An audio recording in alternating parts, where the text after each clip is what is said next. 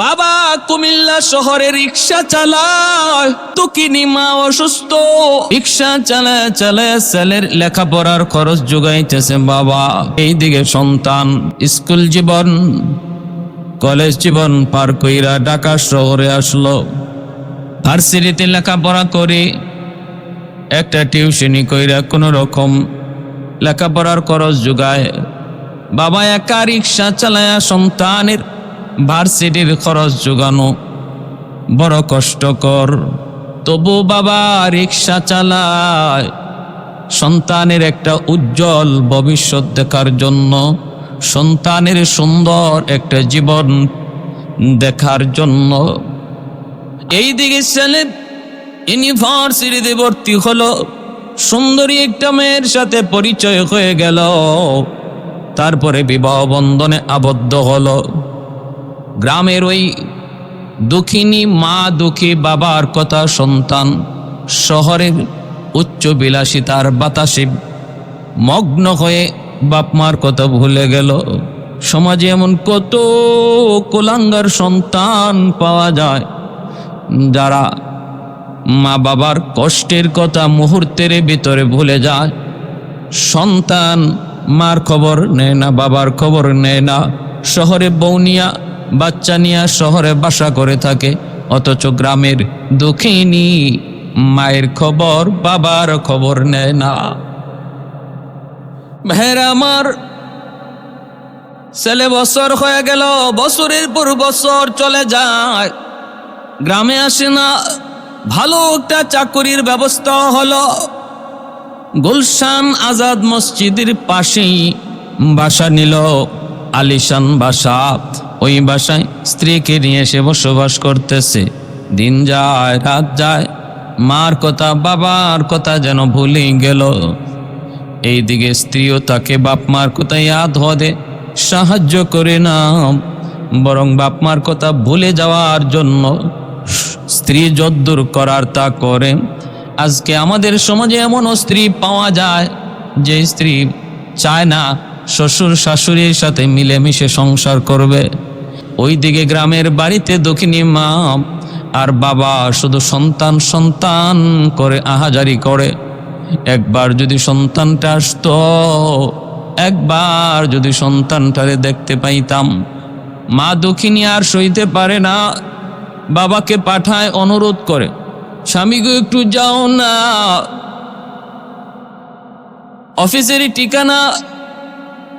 অফিসেরই ঠিকানা নিয়ে তুমি একটু যাও। সন্তান আমাদেরকে ভুলে গেছে, কিন্তু আমরা তো মা, আমি তো মা, 10 মাস 10 দিন আমি তো আমার পেটে রাখছি, এজন্য অভিমান করে তুমি যদি থাকতে পারো, কিন্তু আমি মা থাকতে পারি না গো স্বামী। একটা নজর আমার সন্তানকে দেখাও। দেখানো লাগবে না, তুমি নিজে যায় দেখে আসো, তুমি যদি যায় দেখে আসো, আর তুমি যদি আমাকে বলো এরকম দেখছি, আলহামদুলিল্লাহ আমি খুশি হয়ে যাব। তোমার দেখেই আমার দেখা স্বামী গো, একটু যাও না, আমি আর পারি না, তুমি একটু যায় দেখে আসো। স্ত্রীর বারবার অনুরোধে স্বামী, রিক্সাওয়ালা স্বামী স্ত্রীর বারবার অনুরোধে অফিসের ঠিকানা নিয়ে ঢাকা শহরে আসলো। এ ভাই বাস্তব ঘটনা বলতেছি রে ভাই, বাস্তব ঘটনা, একটু মনোযোগ দিয়ে শোনো, দিলের কান দিয়ে লক্ষ্য করে শোনো। এইদিকে বাবা সন্তানকে দেখার জন্য শহরে অফিসের ঠিকানায় চলে আসলো। দারোয়ান আটকায় দিল গেটের সামনে। কার সাথে দেখা করবেন? কয় অমুকের সাথে। কয় আপনি এখানে দাঁড়ান, সিসি ক্যামেরার মাধ্যমে স্যার আপনাকে ঠিকই দেখতেছে। আমি যাই স্যারের কাছ থেকে অনুমতি আনতে হবে, স্যার যদি আপনাকে অনুমতি দেন তবে আপনি ঢুকতে পারবেন, নতুবা ঢুকার কোনো অনুমতি নাই। এই বলে দারোয়ান গেল স্যারের কাছে, যায় বলতেছে, স্যার একটা বৃদ্ধ লোক গেইটের পাশে দাঁড়ায় আছে, আপনার সাথে দেখা করতে চায়। আমি তো আসতে দেই নাই, আটকায় দিছি। আপনি অনুমতি দিলেও তারে ভিতরে ঢুকতে দেব। স্যার সিসি ক্যামেরার দিকে তাকায় দেখে গেইটের পাশে দাঁড়ানো লোক ওই গ্রামের বৃদ্ধ লোকটা আর কেউ নয়। এই বৃদ্ধ লোকটা হলো তার জন্মদাতা পিতা। দেখার পরও কিন্তু দিল নরম হয় না। এতদিন পর বাবা আসলো, এক নজর সন্তানকে দেখবে, তবু সন্তানের দিল নরম হয় না। বরং দারোয়ানকে বলতেছে, যাও যা বলবা স্যার বড় বিজি আছেন, অনেক ব্যস্ত, এখন দেখা করা সম্ভব নয়। নাও তোমাকে 300 টাকা দিয়ে দিলাম, যা তুমি তার হাতে 300 টাকা দিয়া বলবা এখন চলে যান, স্যার খুব বিজি, এখন দেখা করতে পারবে না। দারোয়ান আসলো, এসে বলতেছে, চাচা চাচা নেন 300 টাকা স্যারে আপনাকে দিছে, আর বলছে স্যার বড় বিজি, খুব ব্যস্ত, ঝামেলা আছে, এই মুহূর্তে দেখা করা সম্ভব নয়, আপনি আজকের মতো চলে যান, তবে 300 টাকা নিয়ে যান। এই কথা বলতেই ওই গ্রামের রিক্সাওয়ালা বাবা ডাক দেয়া বলতেছে, বাজান রে, আমি যে এখানে এসেছি তাকে দেখার জন্য, সে কি আমাকে দেখতে পেয়েছে? বলে হ্যাঁ, সে সিসি ক্যামেরার মাধ্যমে, ওই যে দেখেন ক্যামেরা লাগানো, ওই ক্যামেরার মাধ্যমে আপনাকে চিনতে পেরেছে, দেখতেও পেরেছে। এই কথাটা বলা মাত্রই বাবার চোখ দিয়ে দর দর করে পানি পড়ে। বাবা কান্দের, কই বাজান আমার টাকা লাগবে না, আমি টাকা নিতে আসি নাই, আমি এসেছিলাম এক নজর আমার সন্তানকে দেখার জন্য, যেই সন্তান আজকে বছরের পর বছর বাবাকে ভুলে রইল, মাকে ভুলে রইল, যেই সন্তানের কারণে আজকে মা শুধু সন্তান সন্তান করে করে বিছানায় পড়ে যায়, ওই সন্তানকে এক নজর দেখতে এসেছিলাম রে বাজান। আমি ভিক্ষা নেওয়ার জন্য আসি নাই, কোনো সাহায্যের জন্য আসি নাই। দারোয়ান বলতেছে, চাচা তাহলে আপনি বুঝি আমার স্যারের আব্বা? বলে হ্যাঁ, আমি হলাম তোমার স্যারের বাবা, জনম দুঃখী বাবা, আমি তোমার স্যারের উপযুক্ত বাবা হতে পারি নাই, তোমার স্যারের উপযুক্ত বাবা হতে পারি নাই রে বাবা। তখন ওই দারোয়ান বলতেছে, চাচা কষ্ট নিয়েন না, স্যার বুঝি আজকে বছরের পর বছর বাড়িতে যায় না, মাসের মাস বুঝি আপনাদেরকে খরচের টাকা দেয় না। চাচা আমি বেতন পাই মাত্র 5,000 টাকা, এর মধ্যে প্রতি মাসে 3,000 টাকা আমি আব্বা আম্মার জন্য গ্রামে পাঠায় দেই, খরচের জন্য রাখি 2,000 টাকা, বেশিরভাগ টাকাটা আমার মা বাবার জন্য আমি পাঠায় দিই। চাচা আপনি মনে কষ্ট নিয়েন না, আল্লাহর কাছে দোয়া করুন, বদ্ধ দিয়েন না, বদ্ধ দিলে সন্তান বিপদে পড়ে যাবে, একদিন আল্লাহ ঠিক করে দিবে। কত সুন্দর সান্ত্বনা দিয়া দারোয়ান মানুষটা, নামাজি মানুষটা তখন ওই চাচাকে বিদায় দিল। বাবা চলে আসতেছে, এই দিকে মা অপেক্ষায় রয়েছে, কখন জানি আমার স্বামী আসবে গো, আইসা বলবে তোমার সন্তানের সাথে দেখা হয়েছে, সন্তানের সাথে আলাপ হয়েছে, কথা হয়েছে, তোমার সন্তান এমন এমন। মা অধীর আগ্রহে বসে আছে। এ ভাই একটু দিলটা নরম করে রে যুবক, একটু চেষ্টা করে দেখো না দিলটা নরম হয় কিনা, চোখ দিয়ে ফোঁটা পানি আসে কিনা, তাহলে মাহফিলে আসা বসা ওয়াজ নসিহত শোনা তোমার আমার সার্থক হয়ে যাবে। দৌড় থেকে তাকায় দেখলো স্বামী আসতেছে, মা সামনে আগায়া যায়, মনের মধ্যে কত আশা, মনের মধ্যে কত খুশি। স্বামী আইসা বলবে, পাশে গেল, যা বলতেছে, স্বামী গো, ও স্বামী, বলো না গো স্বামী, আমার সন্তানকে কেমন দেখছ, কেমন দেখছ? যখন জিজ্ঞেস করে, বলা মাত্রই স্বামী আর কোনো জবাব দিতে পারে না। হাউমাউ করে কাঁদতে লাগলো, হাউমাউ করে কাঁদতে লাগলো সে অভাবী বাবাটা, যে বাবা রিক্সা চালায় চালায় সন্তানের লেখাপড়ার খরচ দিল রে। হাউমাউ করে বাবা কান্দে আর কইস, স্ত্রী গো, তোমার সন্তান আমার সাথে দেখা করে নাই, আমার সাথে দেখা করার বুঝি সময় তার হাতে নাই। আবিবি, আমি তো গেটের পাশে দাঁড়ানো ছিলাম, সিসি ক্যামেরার মাধ্যমে নাকি তোমার ছেলে আমাকে দেখছে। দারোয়ান যে খবর দিছে, কিন্তু ছেলে আমাকে চিনার পরও বলতেছি, যা বল, আমি বড় ব্যস্ত, দেখা করার সময় না। 300 টাকা পাঠিয়ে দিছে আমার খরচের জন্য। আমি দারোয়ানকে বললাম, দারোয়ান, আমি টাকা পয়সা নেওয়ার জন্য আসি না, আমি তো আসছিলাম এক নজর সন্তানকে দেখার জন্য। আমি তখন টাকাটা ফেরত দিয়া বললাম, বাবা আমি চলে গেলাম, তোমার টাকাটা তোমার বসের কাছে পৌঁছে দিও। আর বইল, গ্রাম থেকে যে বৃদ্ধ মানুষটা এসেছিল, তুমি যদি না চিনে থাকো, সে তোমার বাবা। এই কথা বলা মাত্রই দুঃখিনী মা দাঁড়ানো থেকে মাটিতে বসে গেল কপালে হাত দিয়া, আর বলতেছে, বাজান রে, ও বাজার, কেমনে তুই মাকে ভুলে রইলি, কেমনে তুই বলতে পারলি? যেই মা তোরে 10 মাস 10 দিন পেটে রাখলো,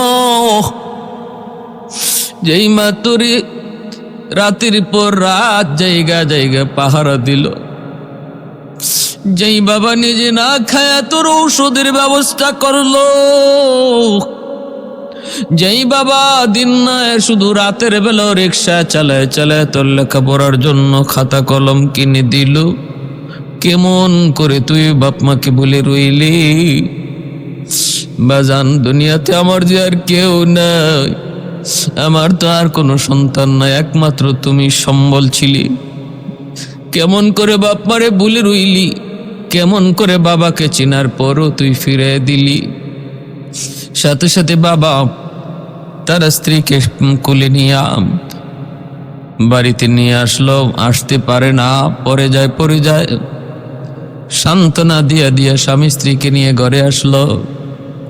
ভাইরা বন্ধুরা, এইভাবে মা দুঃখিনী, শুধু তার মুখের হাসি নাই, কান্না আর কান্না, চোখ থেকে শুধু পানি ঝরে, পানি আর শুকায় না। ঈদ যায়, ঈদের চাঁদ যায়, বাপ মার মুখে একটু হাসি নেই। ঈদের চাঁদে সবাই আনন্দ করে, কিন্তু ওই দুঃখিনী মা, দুঃখী বাবার চেহারায় কোনো আনন্দ নাই, চোখে মুখে কোনো হাসি নাই। এ ভাই, কিছুদিন পরে মা বলতেছে, স্বামী গো, আমি বাঁচবো না গো স্বামী, আমি মনে হয় বাঁচবো না, এক নজর আমার সন্তানকে দেখাও, এক নজর দেখাও। ও স্বামী, আমাকে নিয়ে চলো, আমিও শহরে যাব, যাই দেখি কেমন করে সন্তান আমাদের সাথে দেখা না দেয়। স্বামী অপারগ হয়ে বারবার স্ত্রীর পীড়াপিড়িতে স্ত্রীকে নিয়ে কুমিল্লা শহর থেকে ঢাকার উদ্দেশ্যে রওনা দিল। কষ্ট করে পৌঁছে গেল। স্বপ্ন, সারাটা রাস্তা জুড়ে একই স্বপ্ন, আমার সন্তানকে দেখব। একই নিয়মে গেইটের পাশে দাঁড়ায়। দারোয়ান বলছে, চাচা আপনি তো সেই দিনের চাচা, কিন্তু দাঁড়াইতে হবে, স্যারের অনুমতি ছাড়া কোনোভাবেই আমি যাওয়ার সুযোগ দিতে পারি না, নতুবা আমার চাকরিটা চলে যাবে। চাচা, আমি বুঝতেছি আপনার মনের ব্যথা, মনের কষ্ট, কিন্তু আমার চাকরি বাঁচাইতে হলে অনুমতি নিতে হবে, একটু দাঁড়ান। আবার গেল, যায় আবার যখন বলল স্যার একটু তাকায় দেখেন দারোয়ান, আমি দারোয়ান বলতেছি একটু তাকায় দেখেন ক্যামেরার দিকে। গেটের পাশে একজন মানুষ স্ত্রীকে নিয়ে হাজির হয়েছে, আমি ঢুকতে দেই না, আপনার অনুমতি ছাড়া আমি কি তাদেরকে ঢুকতে দেব নাকি, একটু দেখেন। স্যার তাকায় দেখলো ওই মানুষটা হলো তার বাবা, আর ওই মহিলাটা হলো তার দুঃখিনী মা দুঃখিনী মা আর জনম দুঃখী বাবা। তখনও দিল নরম হয় না রে ভাই, শক্ত পাষাণ দিল নরম হয় না। আবার ওই দারোয়ানকে ডাক দিয়া বলতেছে, যায় বলবি আমি বড় ব্যস্ত, আমার সময় নাই, সুযোগ নাই, নে 1000 টাকা নিয়ে নে, দেখবি আজকে চেষ্টা করবি টাকাটা দেওয়ার জন্য। দারোয়ান আইসা আবারও বলতেছে, চাচা মাফ করবেন চাচা, দুনিয়াতে আমি এমন সন্তান দেখি নাই যে সন্তান মা বাবাকে দেখার পরেও সে দেখা করতে রাজি নয়। চাচা 1000 টাকা আপনাদেরকে দিয়া বলছে চলে যেতে। এই কথাটা শোনা মাত্রই দুঃখিনী মা গেইটের পাশে আল্লাহ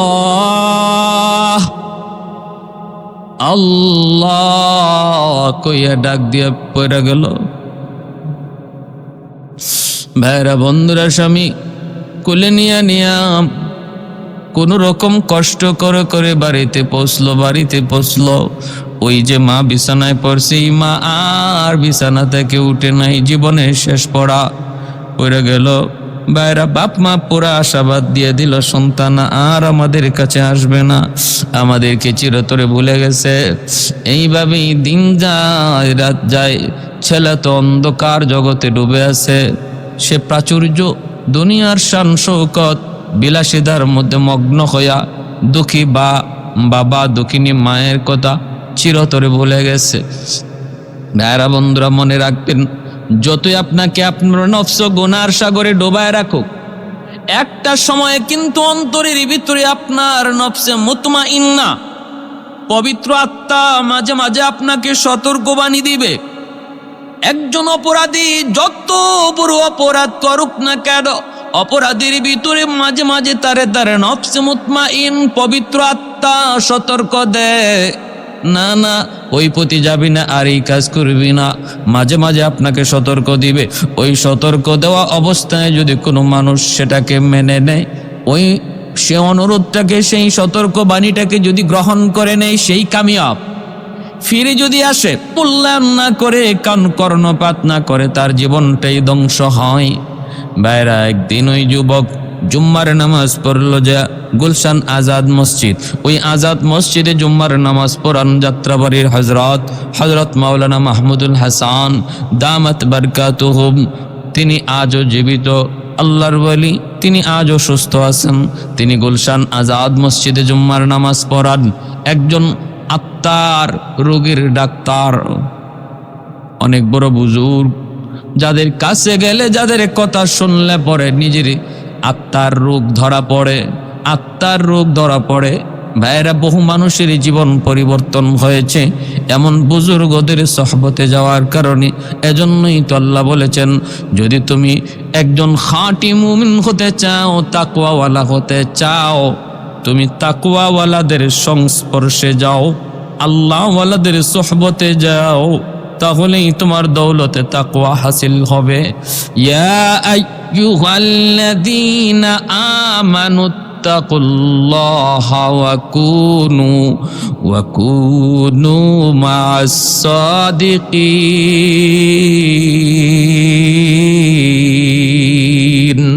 আল্লাহ পাক বলেন, তুমি যদি মুত্তাকি হতে চাও তাহলে আল্লাহওয়ালাদের সহবতে যাও। ভাইরা বন্ধু, আল্লাহর ওলি জুম্মার নামাজ পড়ান গুলশান আজাদ মসজিদ। ওই মসজিদে ওই যুবক জুম্মার নামাজ পড়তে গেল। আল্লাহর ওলি ওই দিন জুম্মায় বয়ান করতেছেন মা বাবার হক নিয়া। বাপ মার খেদমত প্রসঙ্গ নিয়ে তিনি বয়ান করতেছেন। বয়ান প্রসঙ্গে তিনি বলতেছেন, আল্লাহ পাক বলেন, আল্লাহ পাক তার হাবিবকে জানিয়ে দিয়েছেন, রেদার রব্বি ফি রেদাল ওয়ালিদাইন ওয়া সাকাতুর রব্বি ফি সাকাতিল ওয়ালিদাইন। যেই সন্তানের উপরে তার বাপ মা রাজি, আল্লাহ তার উপর রাজি। যেই সন্তানের উপরে বাপ মা নারাজ, আল্লাহ তার উপরে নারাজ। এই হাদিস তিনি শুনাইলেন আর বললেন, দুনিয়াতে যদি তুমি কামিয়াবি চাও, দুনিয়াতে সফলতা চাও, উন্নতি চাও, তাহলে বাপ মার দোয়া লাগবে। আখেরাতে যদি জান্নাত চাও, তাহলে বাপ মার দিল লাগবে, বাপ মার অনুমতি লাগবে, বাপ মার সুপারি কি লাগবে, সার্টিফিকেট লাগবে। যদি সন্তানের ব্যাপারে বাপ মার সার্টিফিকেট ভালো হয়, নবী বলেন সন্তান পাবে জান্নাত।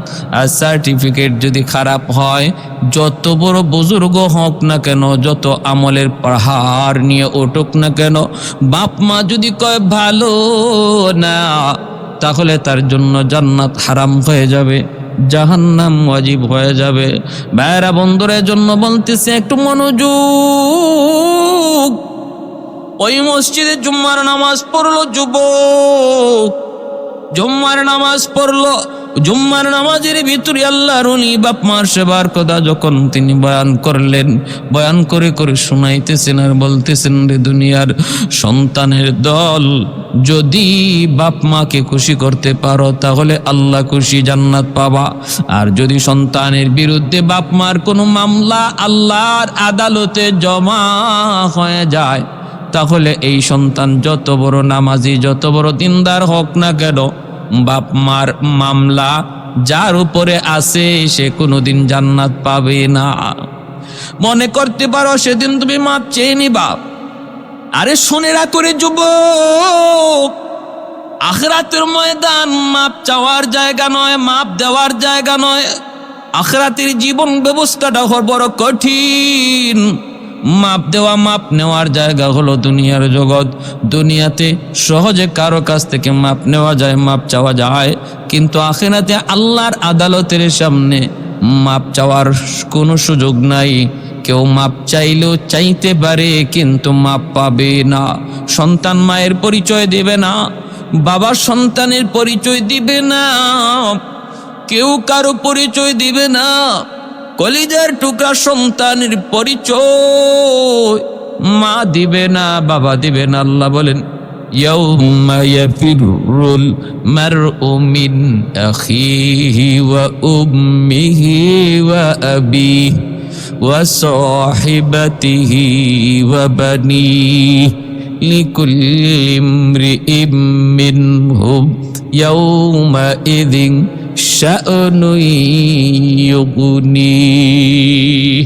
সবাই সবাইকে নিয়ে ব্যস্ত থাকবে, কেউ কারো দিকে তাকানোর সুযোগ নাই। যার যার হালত নিয়ে সবাই ব্যস্ত। শুধু ইয়া নফসি, শুধু ইয়া নফসি, শুধু ইয়া নফসি। নবীরা পর্যন্ত ইয়া নফসি বলবে। এমন এক হালত হাসরের ময়দান, হাসরের মাঠ। অতএব ওই মাঠে সন্তান যদি বাবার কাছে যায় বলে, আব্বা মাফ করে দাও, বহু অন্যায় করে ফেলেছি, আব্বা মাফ করে দাও, কিন্তু বাবা মাফ দিবে না।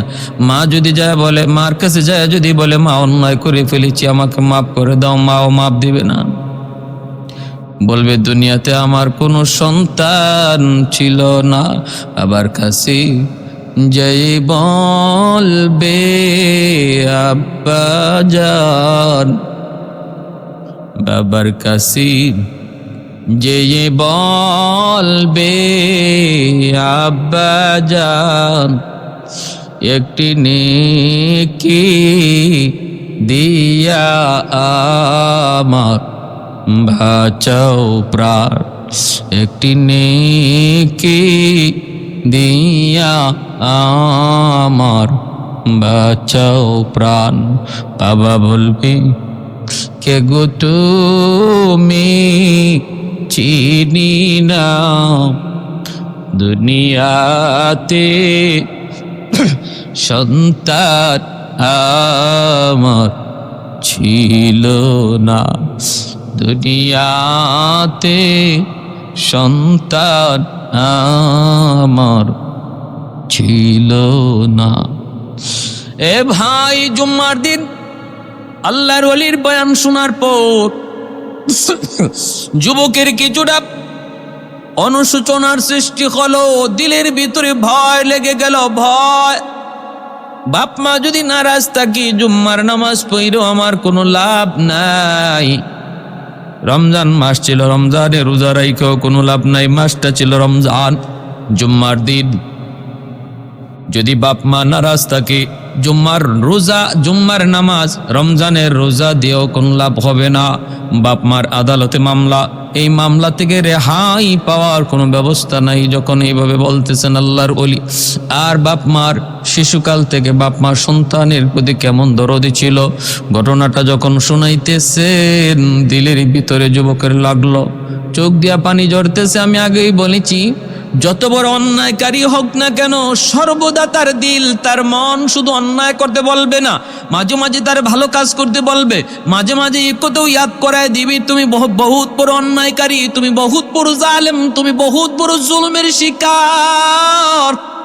বারবার তার ইয়াদ করায় দিবি। একজন সফল মানুষ, ভাগ্যবান মানুষ, সেই যখনই তার দিল তারে সতর্ক করা মাত্রই সে অন্যায়টা ছেড়ে দেয়, পথটা পরিহার করে সঠিক পথে ফিরে আয়, সেই হলো সফল মানুষ, ভাগ্যবান মানুষ। আর যে মানুষ দিলের সতর্কবাণীর দিকে খেয়াল করে না, সেই হলো ধ্বংসপ্রাপ্ত। যুবক মসজিদের ভিতরেই চোখের পানি জড়ায় জড়ায় কান্দে আর কয়, মালিক, আমি বহুত বড় জুলুম করে ফেলেছি, আমি আমার বাপ মার সাথে বহুত বড় অন্যায় করে ফেলেছি, আল্লাহ আমাকে তুমি একটু সুযোগ দিবানি, বাপ মার কাছে তো মাপ চাওয়ার, আমার আব্বা আম্মার কাছে মাপ চাওয়ার একটু সুযোগ দিবানি। এই বইলা যুবক কান্দতেছে আর কয়, আল্লাহ, আমার আব্বা আম্মার কাছে মাপ চাওয়ার আগে তোমার কাছে আমি হায়াত ভিক্ষা চাই। আল্লাহ, আমার আব্বা আম্মারে খুশি করার আগ পর্যন্ত আমি হায়াত তোমার কাছে ভিক্ষা চাই। এই বইলা যুবক জুম্মার নামাজটা পইরা আর বাসার দিকে যায় নাই, সাথে সাথে মার্কেটে গেল, মার জন্য শাড়ি, বাবার জন্য লুঙ্গি কিনা, বিভিন্ন ধরনের ফল ফলাদি লইয়া, আর স্ত্রীর কাছে না যাইয়া মা বাবাকে দেখার জন্য শহর থেকে রওনা দিল। আরে যুবক, ওই সন্তান কুমিল্লা শহরে যাবে, তখনকার সময়ে 2টা ফেরি পার হওয়া লাগতো। ওই 2 ফেরি পার হইয়া যাইতে যাইতে অনেক দেরি হয়ে গেল। শহরের ভিতরে যায় ঢুকলো, তখন বেজে গেছে রাত অনেকটা, প্রায় 11টা বেজে গেল, রাত 11টা। দেরি হবেই তো, 2টা ফেরি পাড়ি দিয়ে যাইতে যাইতে অনেক দেরি। 11টা বেজে গেল। শহরের ভিতরে ডাইনে বামে চতুর্দিকে যুবক হাঁটতেছে, কোনো একটা রিক্সানি পাওয়া যায়, যাতায়াতের কোনো ব্যবস্থা আছে কিনা তার গ্রামে যাওয়ার জন্য। কিন্তু না, শহরটা শুনশান, নীরব, কিছুই দেখা যায় না। সবাই যার যার মতো করে তারাবির নামাজ পড়ে যার যার ঠিকানায় চলে গেছে। একজন মানুষকে পায়া বলতেছে, ভাইজান, আমি তো অমুক গ্রামে যাইতে চাই, কিন্তু কেমনে যাব? কোনো রিক্সা মিক্সা কিছুই তো দেখি না। লোকটা বলে, বাবারে, এখন তো সবাই রিক্সা বন্ধ করে যার যার ঠিকানায় তারাবির নামাজ পড়ার পর আর কেউ বের হয় না। তবে তোমার যদি ইমার্জেন্সি যেতেই হয়, আমার জানা মতে রাতের অন্ধকারে তারাবির নামাজ পড়াও একজন বৃদ্ধ মানুষ রিক্সা চালায়। কারণ আমি জানি গ্রামে তার স্ত্রী বিছানায় পড়া, তার ডেলি ঔষধ লাগে। ওই ঔষধের খরচ, ঔষধের টাকা যোগান দেওয়ার জন্য মানুষটা রাতের অন্ধকারেও রিক্সা চালায়। মনে হয় সে যাইতে পারে, তার কাছে যায় দেখো। যুবক বলতেছি, কোথায় গেলে পাবো? কয়, অমুক গলিতে যাও, যা দেখবা একটা দোকানের পাশে রিক্সাটারে রাইকা কনকনে শীতের মধ্যে বসে বসে কাঁপতেছে। আর শীতের মধ্যে বসে বসে কাঁপতেছি, থাকার কোনো জায়গা নাই, মেসে থাকে না, কারণ টাকা লাগবে। রাস্তায় বসে বসে রাত কাটা দেয়। রিক্সাটার সামনে আসে যায়, তুমি তাকে জিজ্ঞেস করো যাবে কিনা। আমার মনে হয় সে যাবে। যুবক তালাশ করে করে দেখে সত্যি একটা লোক রুমাল দিয়ে মুখটা পেঁচায় রাখছে। বৃদ্ধ মানুষ, গুজা হয়ে গেছে, বাঁকা হয়ে গেছে, কঙ্কাল সার, হাড্ডি বুলা পর্যন্ত দেখা যায় গো। শীতের মধ্যে দাঁতে দাঁতে বাড়ি খাইতেছে, বসে বসে শীতের কাঁপুনি, কিন্তু চিনা যায় না, মুখটা ডেকে আছে রুমাল দেয়া। শীতের বাতাস থেকে বাঁচার জন্য নাক মুখ রুমাল দিয়ে বেঁচে রাখছে। যে বলতেছে, চাচা অমুক গ্রামে যাইবানি। হ্যাঁ রে যুবক, একটু দিলটা নরম করে কথাগুলি শুনো। যাকে চাচা কয়া ডাক দিল, চাচা অমুক গ্রামে যাইবানি, এই মানুষটাই হলো তার জন্মদাতা পিতা, কিন্তু চিনে না, চেনার উপায় নাই। যেই মাত্র বলছে চাচা অমুক গ্রামে যাইবানি, বাবা তো জন্মদাতা পিতা, বাবা তো সন্তান, সন্তানের কণ্ঠ ভালো করে বাবা চিনে। সন্তানের কণ্ঠ বাপ মা হাজারো মানুষের ভিতরে ভালো করে চিনতে পায়, হাজারো হাজারো মানুষের ভিতরে সন্তানের কণ্ঠ বাপ মা সেটা ভুলে না। যখনই ডাক দিছে, কণ্ঠটা শুনেই বাবা বুঝে ফেলেছে কণ্ঠটা তো আমার সন্তানের কণ্ঠের মতো লাগে গো। চেহারাটা একটু উঁচা কইরা, চোখটা কিছুটা ছোট কইরা তাকায় দেখে, হ আমার ধারণা ঠিক যে আমাকে চাচা কইয়া রিক্সাওয়ালা তুমি অমুক গ্রামে যাইবানি কয়া ডাক দিছে, সে আর কেউ নয়, সে হলো আমার কলিজার টুকরা সন্তান, যেই সন্তানের দেওয়া কষ্টের কারণে আজকে মাথার বিছানায় পড়া।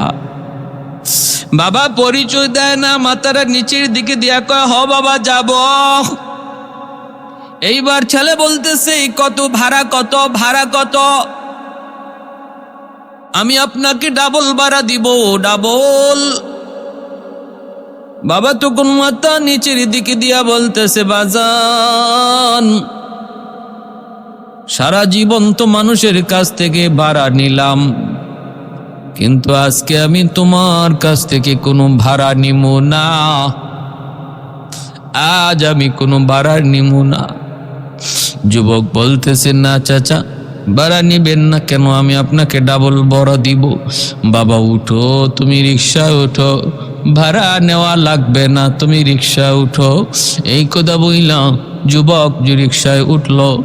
বাবা রিক্সা চালাইতেছে, সন্তান রিক্সায় বসা আছে, বাবা রিক্সা চালায় আর সন্তান রিক্সায় বসা।